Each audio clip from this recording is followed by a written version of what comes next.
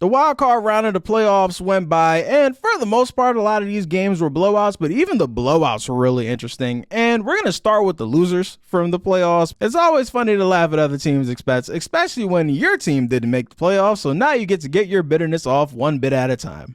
I know what you're all waiting for. For whatever reason, y'all aren't cowboyed out yet, so I'm going to add some fuel to the fire. Let's start with the Dallas Cowboys. I leave that game with a couple takeaways. Number one, I had to wait until the literal last second I could to record this podcast because I just knew that Mike McCarthy was definitely going to be fired before I was able to put this out, or the day that I put this out. But for some reason, he isn't. But my second takeaway from watching them get their ass absolutely kicked by the Packers is, are the Cowboys just delaying the inevitable? Like, I know they're not going to blow it up this offseason, but do they have to? So here's what happens typically with teams when you can't get over the hump for a very long time. It's either you get the Disney movie ending and you try, and then eventually you get over, or that hump hits you in the face and you flame out in historic fashion. What we just watched was a historic flame out. We had a game where Dallas is the first team since the NFL has expanded to 7 playoff teams to be the first 2 seeds to lose to a 7 seed and to the youngest team to make the playoffs ever. And it's not just that they lost. They were down 27-0 with a minute left in the second quarter. And by the way, a lot of you box score watchers told on yourselves when it came to the Cowboys. Talking about, oh, Dak still threw for 400 yards and 3 touchdowns. Oh, he couldn't have been that bad. Yes, he was. Watch the goddamn games. Yes, he was. And then the defense, Dan Quinn just coached himself out of a job. Like, there's no way possible that he could get a head coaching job, even if it is for the Seahawks. We're going to get there later. But to have your defense that prides itself on rushing the passer, Jordan Love did not get sacked one time. Once. So again, I say, are they just delaying the inevitable and they're just going to have to blow it up? Because the Cowboys historically have just been patching this and patching that. All right, well, Jason Garrett can't get it done. Let's bring in Mike McCarthy. All right, receivers aren't as good as they should be. We're going to draft CeeDee Lamb. We need to upgrade some pass rushers. Let's draft Micah Parsons. And these moves are good, but they're not good enough. It's like you're drowning, so you patch the leak on the boat, but the other leak keeps popping up. And eventually you got to look at the boat and be like, you know what, bro? We got to jump off this boat and swim to shore. And they just don't want to swim to shore. And you look at this upcoming offseason. I got it in front of me here. This upcoming offseason, their upcoming free agents, they have a bunch of them, but the most notable ones being Tyron Smith, Stephon Gilmore, their center Tyler DiBiase, or BDS, however you pronounce that, Javon Curse, Tony Pollard. Add that with Dak, CeeDee Lamb, and Micah Parsons all wanting big deals. Clearly some change is going to have to come to the roster anyways. Speaking of roster construction, I know it's popular to say, oh, Jerry has too much control, and Jerry, he has to let go of roster control. Does he? Far be it for me to defend Jerry Jones for obvious reasons. But if you look at the Cowboys roster, clearly personnel is not the issue. If you want to talk about who they're hiring for a head coach, different story. But if you want to talk about the players on the field, that's not the problem, clearly. And when it comes to Dak Prescott, this will be the last thing before I move on to the next team. When it comes to Dak Prescott, you're faced with a couple of issues. Number one, Dak Prescott is just good enough to get you to the point in your season where it could end in embarrassing fashion. It'll be one thing if Dak was a 4-12 or 4-13 now quarterback. That'd be one thing. Dak is a 12-5, 13-4, number 1 seed in your conference most years quarterback. He is. But so far, he hasn't shown to be a conference champion quarterback, and he's about to be 31 next year. And I think that's probably the worst place you can be in as a team, to be with a quarterback that's too good to get rid of, but not good enough to get you over the hump. Because I hear a lot of y'all saying they just got to cut Dak Prescott. And even earlier, I proposed the idea of blowing it all up, right? Let's do the exercise. Let's say they cut Dak Prescott today. Now what? Who are you bringing in to replace Dak Prescott? Who? The free agent market, there's no better than Dak Prescott in the free agent market. There's no better than Dak Prescott in this rookie class that'll be ready next year to win the Super Bowl. This is a Super Bowl roster that Dallas has. And even if you want to say that Dak Prescott is the only problem, which he isn't, but if you want to say he's the only problem, sure, let's get rid of Dak and bring in who? Who's putting him over the top that they can realistically get? There is no answer. So they're going to continue to be stuck in this rut. They're going to keep on patching up leaks on this boat, even if they do fire McCarthy and bring in Belichick. Love Belichick, as we'll talk about later. If Dak don't got the goods, if this roster just don't got the goods, then what are we really going to be able to accomplish here? So I think they're going to keep hitting their head against the wall. Dallas fans, I'm sorry. This is going to keep happening. Hopefully not this bad where you get your ass kicked and you're embarrassed in front of the whole world. Hopefully it's not that bad. But this is going to keep happening, y'all. I'm sorry. Next team on the playoff losers, we got the Miami Dolphins, and they're in a very similar situation with Tua. But before I even get to Tua, they are $42 million over the cap with pending free agents Connor Williams and Isaiah Wynn, who are on their offensive line, Christian Wilkins, who's probably their best defensive lineman, Raekwon Davis, linebacker, Deshaun Hand, defensive lineman, Andrew Van Winkle, Emmanuel Ogbah, Deshaun Elliott, and even their punter is about to be a free agent. So outside of the fact that they're going to have to give Tua a new deal, they also have all those spots that they need to either replace or re-sign, all of which in spots that they can't really afford to lose anybody. Not having linebacker depth is what led the Chiefs to be able to run the ball up and down the field on them. Not having offensive line depth is why they weren't able to move the ball themselves. But now for Tua, right? This is where their conundrum is tricky. Mike McDaniel's pretty much whole press run when it comes to talking about Tua Tagovailoa is talking about just how much he believes in Tua and, oh, I'm instilling confidence in him and that's why we're getting the results we need. And he talks a real good game about how much he just loves the ground Tua walks on and how he believes he's the quarterback to take him over the top. A wise man once said, you show me your play call and I'll tell you how you feel about your quarterback. I saw that game when they were down 19 points and they needed to get back in the game. That was not the play calling of a man who believes in his quarterback. All the screens throwing to the flat. I don't think he had an attempt that was more than 5 air yards for most of the game outside of the underthrown deep ball to Tyreek Hill, which was their entire offense that day. That doesn't exactly scream undying faith in your quarterback. And I have my own metric for how much you believe in your quarterback. This is more so for fan bases, but I think it applies to GMs too. If you're a fan of the Dolphins, I want you to close your eyes right now. You wake up tomorrow morning and you get an alert on your phone saying Tua Tagovailoa is the highest paid quarterback in the history of the NFL. If your response to what I just said was anything other than overwhelming joy, you do not believe in your quarterback. Because with a quarterback that a team believes in, that's what happens. Justin Herbert, it just happened to. Jalen Hurts, it just happened to. We'll get to him shortly. Joe Burrow, Lamar Jackson, just keep going back.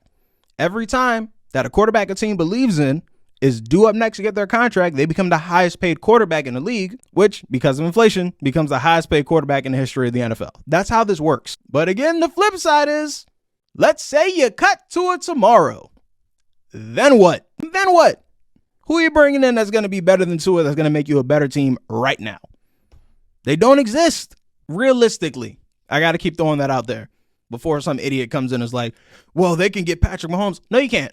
Kansas City would sooner trade all the barbecue in Missouri before they trade Patrick Mahomes. You know what I mean? Like, realistically, who can you get? Free agent you can sign, person you can trade for, things of that nature.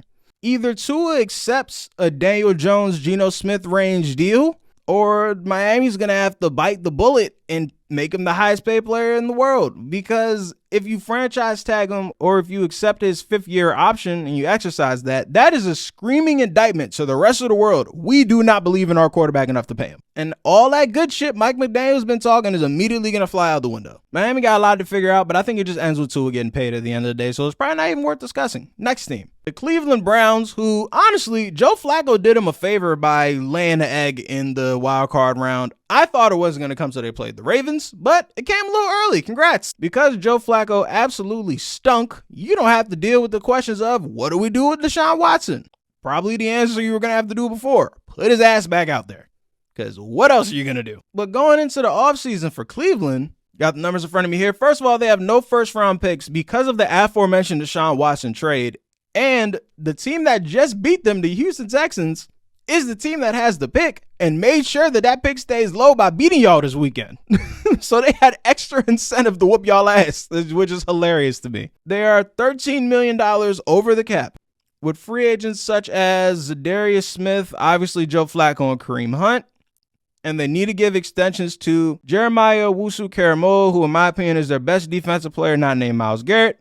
Running back Nick Chubb, that one's going to be interesting because he's clearly the best running back and best player on your team. However, he's coming off a knee injury like 30 different knee tears or whatever, ACL, PCL, ABC, whole thing happened to his knee. So are you going to look at Nick Chubb and try to do the whole running backs don't have value game? You're the Browns. You can't afford to do that. And also to Amari Cooper, who again, best offensive weapon outside of Nick Chubb, but he's an aging receiver. Are you going to try to haggle with him?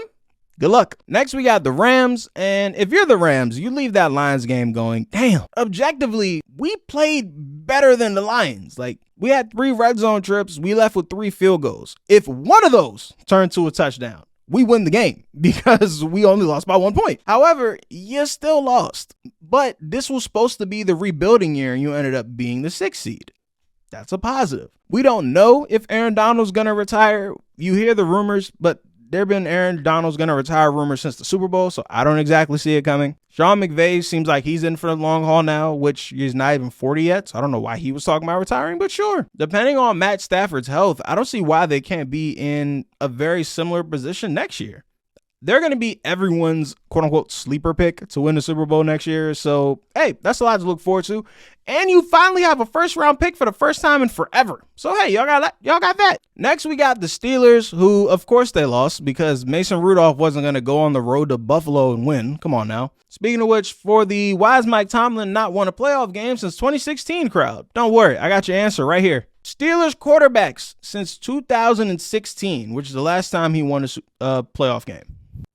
Kenny Pickett, who in 25 games in his career has thrown 13 touchdowns. Not the guy. Mitch Trubisky. I don't think I have to explain that one. Mason Rudolph. Duck Hodges. And the ghost of Ben Roethlisberger. What do y'all want him to do with that? Honestly, what do y'all want him to do with that? He's making miracles. Just getting y'all to a winning record. Steelers fans might be tired of hearing it, but that's better than y'all deserve. Look at this roster. Look at your quarterback. If this is a situation like the Belichick situation where he's the one picking the quarterbacks, okay, that's a different story. But even the Pickett pick, clearly they needed a quarterback that year, but that was a terrible quarterback class. What was it? Pickett, Desmond Ridder, Malik Willis. Who else? I'm missing somebody. I think that was a Sam Howell year. Was it? Maybe. Well, maybe. Maybe it was Sam Howell. Who knows? But I don't know what y'all want. I don't know what y'all thought was going to happen if y'all keep rolling out these bums behind center. The post-game press conference where he literally ran off into oblivion when they asked him about his future in Pittsburgh, I still don't know what to make of that, to be honest. I wouldn't blame him if he says, you know what, man, I need a year. I need a year off, or you know what, this Steelers relationship has run its course, because something has to change in Pittsburgh, right? And this is the downside of the whole never having a losing season thing. Because Mike Tomlin's such an excellent coach, they will never be bad enough to draft a top prospect quarterback. But they will also never be good enough because they don't have that top prospect quarterback to actually be able to compete for a Super Bowl. So it's a never-ending loop. So if you're Mike Tomlin, you could either keep running in this loop and just pray a quarterback falls from the sky, or you could be like, you know what, man, this Steelers relationship has run its course. I'm cool. The fans don't even want me here. I'm going to go ahead and get out of here. Y'all be easy. I don't know. Or all this is for nothing and he'll be right back next year and you guys are going to win 9 to 10 games again and lose in the first round of playoffs again. I guess we'll see. Last of the losers of the first round of playoffs, we got the Philadelphia Eagles. And how the mighty have fallen. Every single week of the power rankings, from when the Eagles were 10-1 and I had them number 1 ranked, everyone kept telling me, the Eagles don't look good. You sure? Something smells fishy. They proceeded to lose the next 6 out of 7 games. And even as that was happening, I was like, you know what, man? I believe in the coaching staff, but specifically Nick Sirianni, not the rest of them. I believe in the talent they have on the team. They'll be fine. They'll turn it around. Nope, never turned it around. Progressively got worse. My actual breaking point is when they put Matt Patricia in charge of the defense, which the fact that he was on the staff in the first place should have been a red flag. The reason that y'all have a statue outside of your stadium for winning that Super Bowl was Matt Patricia, and now he's running your defense. If that's not waving the white flag, I don't know what is. But you look at the defensive roster, and I know we tout Howie Roseman as GM Jesus or whatever, but if he's not to blame for that roster on defense, who is? Sometimes when you have all that talent coming back from the year before, that's not necessarily a good thing. Some of those people should have got to step in. Like Bradbury clearly was a shell of what he was last year. Or let Deebo Samuel tell that he was trash the whole time. Like Brandon Graham, Fletcher Cox, clearly are at a different stage of their career now. The Georgia guys, as talented as they are, Jordan Davis and Jalen Carter, they aren't used to playing every single snap every single week of an NFL game because those Georgia D-lines are so deep, they don't have to play the whole game. They're in heavy rotations all the time, so they can't take over the load and be your full-time starters. Against the Tampa Bay Buccaneers, on offense, since we just finished talking about the defense, on offense, on 3rd and 4th down, 11 attempts, the Philadelphia Eagles were 0 for 11. Now, I get it. You don't have A.J. Brown. One of the best receivers in the league is not there. Devontae Smith couldn't have played a better game. If you're an Eagles fan, silver lining, Devontae Smith is a number 1 receiver. We don't have to argue about that. He is a number 1 receiver, stamped certified. He's that guy. Played his ass off. Didn't help, though. And now they're faced with the Sirianni question, which, again, maybe they have answered by the time this podcast comes out. But clearly both coordinators got to go. I hate calling for minority coaches jobs because I know how hard it is. And, minority head coaches don't really come by that often, as we'll talk about later when we get to Dry Mayo. But I can't see how you justify bringing Brian Johnson, Sean Desai, or anyone on that coaching staff back if you're Nick Sirianni. And if you're the Eagles, Jeff Lurie and Howie Roseman, how do you justify bringing Nick Sirianni back if he has to buy a whole new staff? Because if you let him do that, you're essentially saying everybody but Nick was the problem. And that's a tough sell. As much as I like Nick Sirianni, that's a very tough sell. So I don't know. It really depends on how much they believe in him. And also you got to look at the field of coaches that are available right now. If Mike Vrabel or Jim Harbaugh, or apparently Belichick's not a possibility for Philly, so I'm not even going to throw that in there, but one of those top head coaching candidates want to come to Philadelphia and you're not 1,000% positive that Nick Sirianni is your guy, he got to go. He got to go. And also, I fully expect within the next 2 weeks, month or so, we're going to get a news report saying, oh, Jalen Hurts got off-season surgery on insert body part here. Clearly, he was injured down the stretch of the season. Somewhere around the Jets-Dolphins game-ish, you can see clearly his athleticism went down. Jalen Hurts has never been slow, and he looked noticeably slower in other little intricate things that clearly show he was physically compromised through the season. I expect him to be fully healthy and back next year. But sorry, Eagles fans, season comes to an end. And now that we're done talking about the losers, take a quick break, and we're going to get to these winners. All right, welcome back to the BKA Beloved Show. We're going to get into these playoff winners from the first round, and I could loop these first two in the same group. The Green Bay Packers and the Houston Texans. The youth movement has started, and it is exploding. The quarterbacks are out here balling. Love to see it. And the thing I love about Jordan Love and C.J. Stroud and their ascent to this point is it shows there's more than one way to do this. Jordan Love waited 3 years behind Aaron Rodgers, developed, and even throughout the course of this season was developing too. It hasn't all been sunshine and roses for Jordan Love. And now here he is in the playoffs and absolutely carved up the Cowboys. Jesus Christ. And then you got CJ Stroud, who hopped immediately off college campus and looked like the best quarterback on the field in pretty much every game he played this year, minus the Ravens game, which ironically they're playing the Ravens again next week. We'll get there shortly. Both of these teams severely overachieved for week one. And I got to clarify from my playoff tiers that I talked about last week, when they were both in the shits and giggles tier. What I mean by shits and giggles, and this is my fault for not explaining it well enough, I am not calling your team shit. I'm not saying that you're never going to win a playoff game this year. That wasn't the point. The point was you are not expected to win a Super Bowl. If you don't win a Super Bowl, your season's not a failure. Everything that happens from this point on, from when you got to the playoffs, is gravy. Let's say the results flipped for both of these teams, and the Cowboys beat the Packers and the Browns beat the Texans. Would we have looked at either one of those teams and said, you guys failed, y'all got to blow it all up? No, no. We would have said these two young teams, they prospered. In the Texans case, they won the division. In the Packers case, they made the playoffs when we weren't even sure Jordan Love was good or not. Clearly he is. We give him their props, so we keep it pushing from there. But we gotta make things a little more complicated than it is. That's what I meant. I wasn't calling your team shitty. All I was saying is you're playing with house money and you have nothing to lose. And that's what worked to the Packers' favor. They were playing with house money with nothing to lose. And with the Texans, what really helped them out, and this was my fear and why I didn't pick the Texans to win. I feared that a rookie QB and a rookie offensive coordinator would not be able to properly scheme against the number one pass defense in the NFL. Boy, was I wrong. Bobby Slowick just earned himself a head coaching spot depending on how the cycle goes. If not this year, definitely the next one. Because that's the main reason that the Texans were able to pull this game off.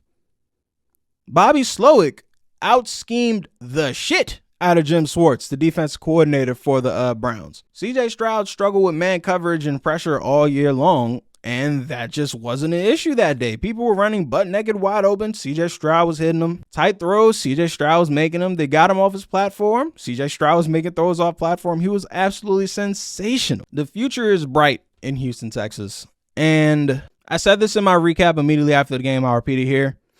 If you're one of these AFC quarterbacks that have not won a Super Bowl yet, Lamar Jackson, Josh Allen, Joe Burrow, y'all better win and win quickly, because the Houston Texans are coming. God damn it. And they're coming quickly. CJ Stroud is going to be here a while, and the rest of that Texans team is going to be here a while. The team is young. This is the worst they're ever going to be. And it's not just that CJ is good. Last point, then I'll move to the next team. It's not just that CJ Stroud is good. It's the things he's good at.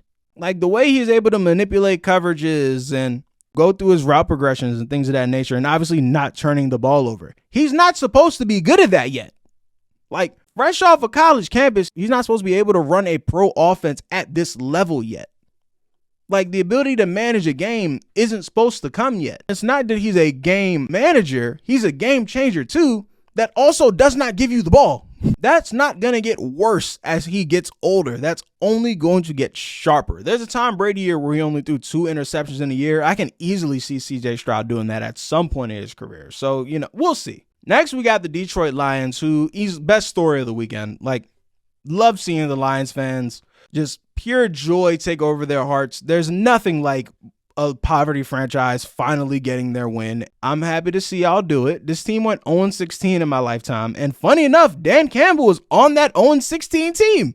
So I can only imagine how it feels for him to be the head coach of the first Lions team to win a playoff game. Oh, that dynamic is going to shift, though, for the next week. We'll get there when I do my slight preview, but that dynamic is going to shift pretty quickly. The Kansas City Chiefs also was able to pull a victory off in a game that I have a lot of mixed feelings about. On offense, it would seem like they found some answers, right? The answer is, if your name is not Isaiah Pacheco, Travis Kelce, or Rashee Rice, you are not getting the ball. 24 carries for Pacheco, 8 catches for Rashee Rice, 7 catches for Kelce, but he had 3 drops. Nobody else got more than 2 touches the whole game. Kadarius Toney didn't even touch the field. I had to check to see if he was on injury report. Apparently, he didn't play because of a hamstring and an ankle.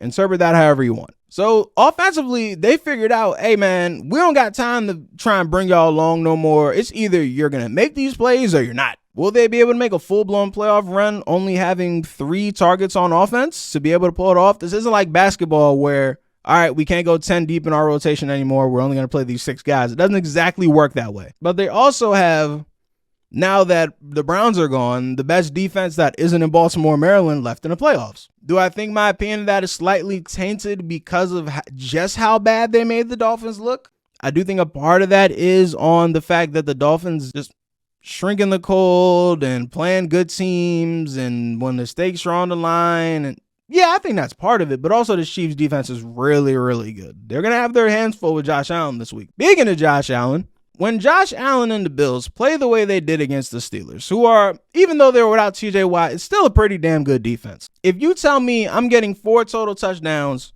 just under 300 total yards, and no interceptions or turnovers, period, from Josh Allen, I'm going to assume the Bills won that game every single time. In fact, the numbers back that up. The Bills are 16-0 since 2020 if Josh Allen does not turn the ball over. Now, you can hear that one of 2 ways. You can hear that as, oh, so all Josh Allen has to do is not turn the ball over and they're guaranteed to win? Great.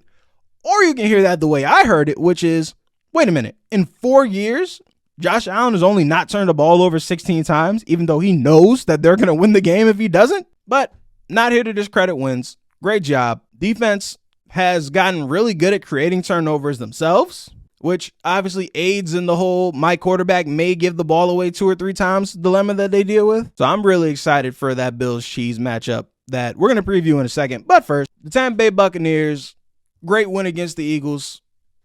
I don't want to completely crap on your parade and say, oh, you're guaranteed to lose against Detroit, because I don't think it's a guaranteed loss.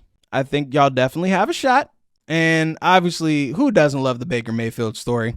Tossed away by a couple teams, able to redeem himself in Tampa. Love to see it. Shout out to Baker.